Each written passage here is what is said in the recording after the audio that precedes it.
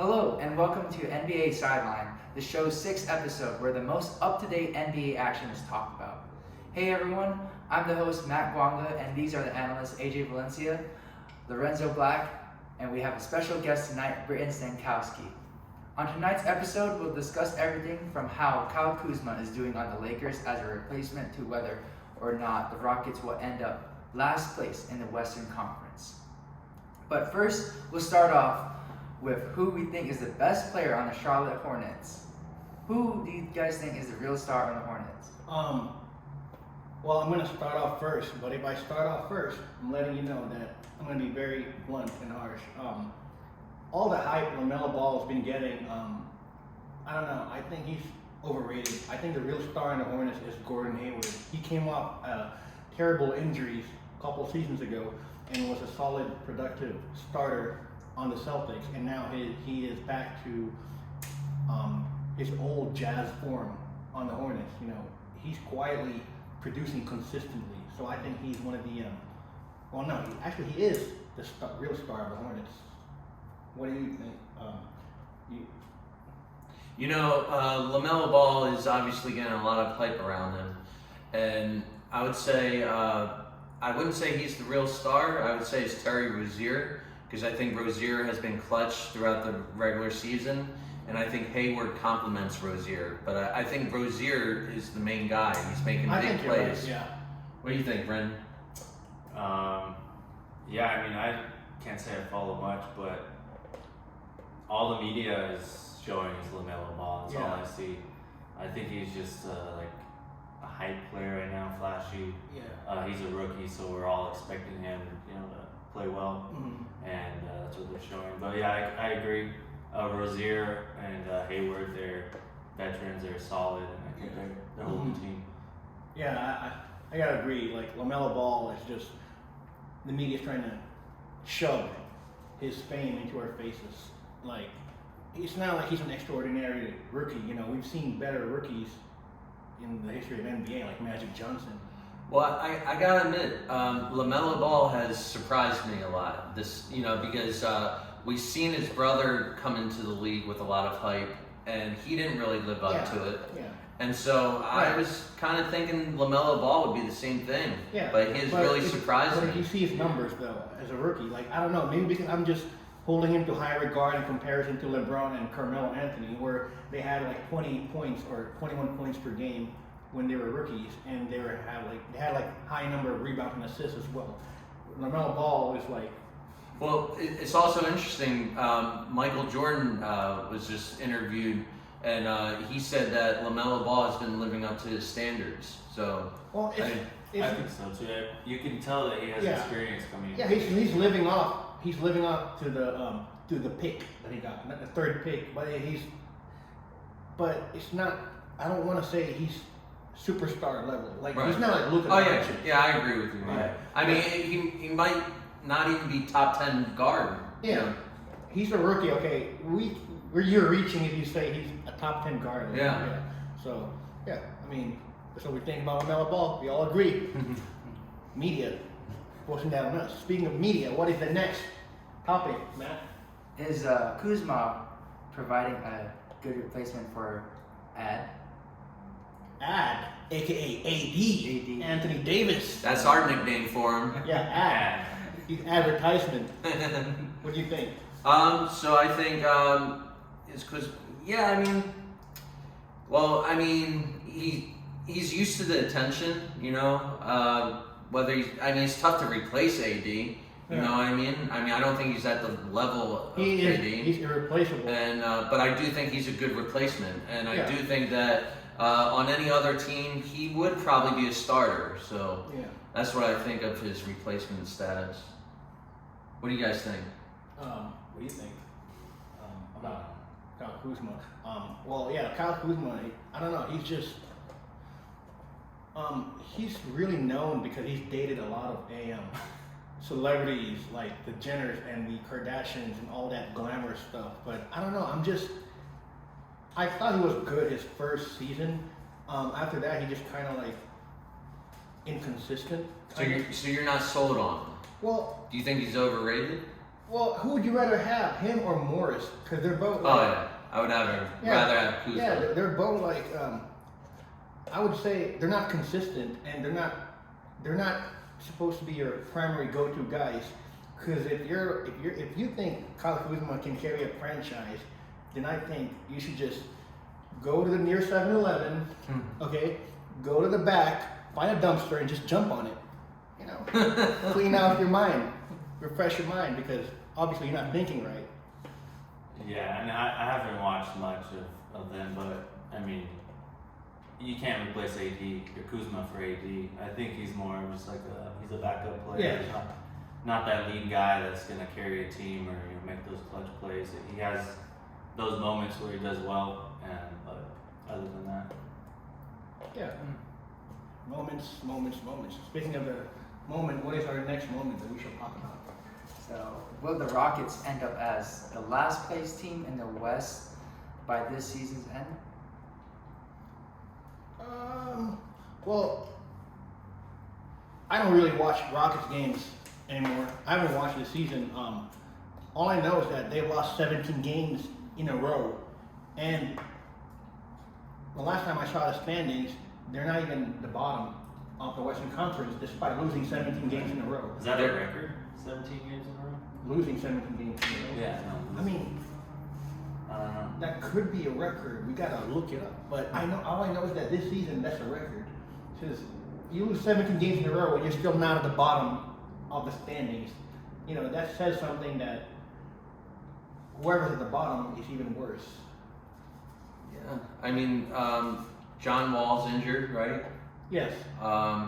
So I mean, I think Christian Wood is injured. Christian Wood's They injured. traded away James Harden. Yeah, they traded away all their star players Yeah. for John Wall, and now he's injured. Now he's so injured. That's like it's that's a liability right there. You know that. That's, So I'm just looking at the standings now, and the Timberwolves are in last place. Yeah. And due to what we just said, Wall being injured and Wood having injury Yeah. issues, I would probably expect the Rockets to be in last place. Yeah. Because the Timberwolves, Anthony Towns, you know, he Oh, can still get you some good stats. it's not still. I mean, he's in his prime, so he is. He is, yes, exactly. And then they have the hype around that #1 draft pick, Anthony Edwards. Edwards is doing great. Yeah. He's having some great highlights. Yeah. He might be rookie of the year, and perhaps maybe And they have D'Angelo Russell. D'Angelo Russell. So And they I have mean, a good leader in Ricky Rubio. I would take the Timberwolves over the Rockets. So I would predict that the Rockets would end up being last place. Yeah. What do you think? I think they are Yeah. continually going to go downhill from now. I'll take that. Yeah, if you look on here, it says they actually lost 18 in a row. Wow. So they lost another one as we're speaking right now. That's like Another toothpick. Yeah, they're on their way to the bottom. they're like They're sinking. I don't understand. You know, they used to be one of the top Western Conference teams. Now they're top of the Western Conference teams in terms of being terrible. And speaking of being terrible, let's get a better topic. What is the next topic? Or are we still talking about this current topic? Because I'm telling you, I'm done talking about the Rockets. Yeah, let's There's get to the nothing- next topic. So, will Jeremy Lin be signed to the main Warriors roster before the season ends? I am not sure if he will, but I hope he will because he was a former veteran of the NBA and he is an NBA champion. He's proven he can be a solid starter.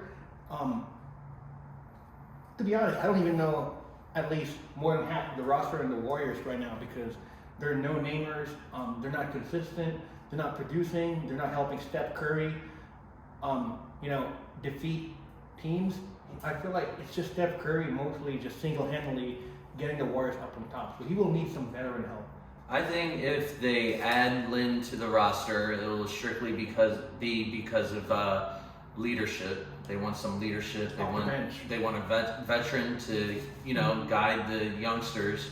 But I gotta tell you, I don't see this happening. I think skill-wise and athleticism, I don't think Lin has it now. Yeah, he lost. He lost a step and he's aging. And he's done great things in his career.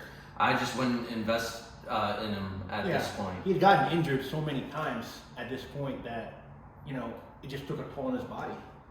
Yeah, so. Any thoughts? Honestly, I don't know much about what's going on with that right now. I think maybe it's possible, like you're saying. I think Steph Curry right now is one of the oldest players on the team, right? Yeah. Yeah. And He might be the oldest. yeah, I think he's the oldest. Is he like 33, 34, 33 now? Yeah. So he will need all the help he gets, like what you guys are saying. Yeah, Steph probably. Yeah, he might need help with guiding the younger guys. Even mentally preparation, because I noticed the younger guys, when they're getting blown out by 20 or 30 points, they lose the motivation to fight back. Steph Curry never lost motivation to fight back when he was down that much back in the day. He would fight back. So you do see that at times with the Warriors, them not fighting all the way. Yeah.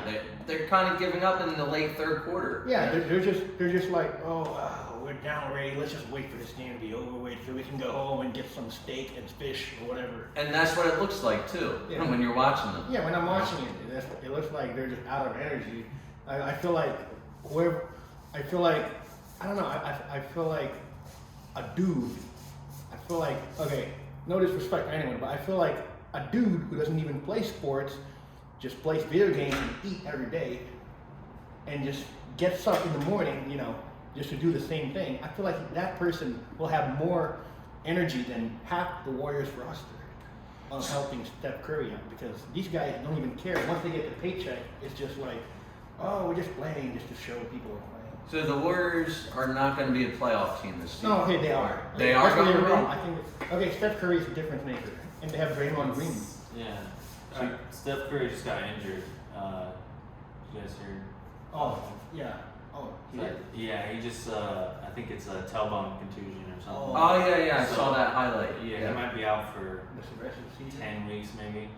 Wow, And, that's- big blow to the Well, team. here's the that's thing. gonna be- If he's out for at least 10 weeks and not for the rest of the season, you are just hoping that the teams who have worse records than them just keep losing games so that they can stay in that same position they are in. Yeah, it'll be tough though. I think the West Conference is. Yeah, it's just too I stacked. tell you, they're not looking like a playoff team. Well, they were when Steph Curry was pulling them out of, late game crunch time, and they still have Draymond Green, but he can't lead a team by himself. No, at this point it's going to be hard. Yeah, it's gonna be hard. Yeah. So speaking of hard, what is our Next topic. next topic? So, who would you guys pick as a center, or who is more dominant, Jokic or Embiid? Whoa! You can go first. Who's more dominant? I would say Embiid is more dominant. I like Jokic more as an all-around player, but I think Embiid as a center, he's doing things that we haven't seen in the history of the NBA as a center. He's got an outside game. He's a beast in the paint. And he's very impressive. You want to share something? These two centers. Yeah, I know it's a tough matchup. I think they're both great bigs. If you'd asked me a couple of years ago, I'd go with Jokic. But this season, Embiid's definitely stepping up his game. I think he's a top runner for MVP this season. He's leading his team, carrying it. They're first in the East. So this season, I'd probably go with Embiid. Okay, for me, I think the biggest drawback is Embiid is injury prone. So, it is tough choosing between Jokic and Embiid. Jokic, if he had the same supporting cast as Embiid, I bet you he will be in the top of the Western Conference. Now, Embiid is at the top of the Eastern Conference, and we all know, everybody knows West is harder than East. Yeah, So, definitely. I think if you give the same pieces that Embiid has to Jokic, I think Jokic will do much more with that, because Jokic involves his teammates Well, a lot. Like, he's a playmaker. yeah, but I think the coach would be the deciding factor on that. Yeah. Because Jokic has a great coach, like the best coach that can possibly Malone, yeah. support him. You know what I mean? But you have you have an aging Paul Millsap, and you have an inconsistent Jamal Murray, and Yeah. other than that, they didn't do anything much during the offseason. They didn't gather any important No, they pieces. didn't. Instead, they lost a lot. They lost Jeremy Grant, they lost Torrey Craig, and they lost Mason Plumlee. Yeah. So you're going with Embiid too? For now, if he stays healthy, I'm going with Embiid. But if he gets a lot of minor injuries again, I think Jokic is the better center. The only reason Embiid is better than Jokic is because he plays way better defense. Not because of athleticism, okay? You can have zero athleticism and still produce. You know, it's about staying healthy, like I said. So yeah, so that's what I think. If Embiid stays healthy, he's the best center. If he doesn't, it's Jokic. I agree with that. You know? Mm-hmm. All right. Is that it? Yeah, that's it. And that's this week's episode of the NBA Sideline, brought to you by our sponsor, Marie Buckley, Nevada's top real estate agent. Subscribe to our podcast on iTunes or Spotify, iHeartRadio, and watch the full episode on our NBA Sideline YouTube channel. Be sure to add us on Instagram at NBA Sideline Official to join the conversation. And if you'd like to reach out to us to discuss more topics, make sure to email NBASidelineOfficial@gmail.com. Don't forget to join us next week for another episode. Thank you for listening.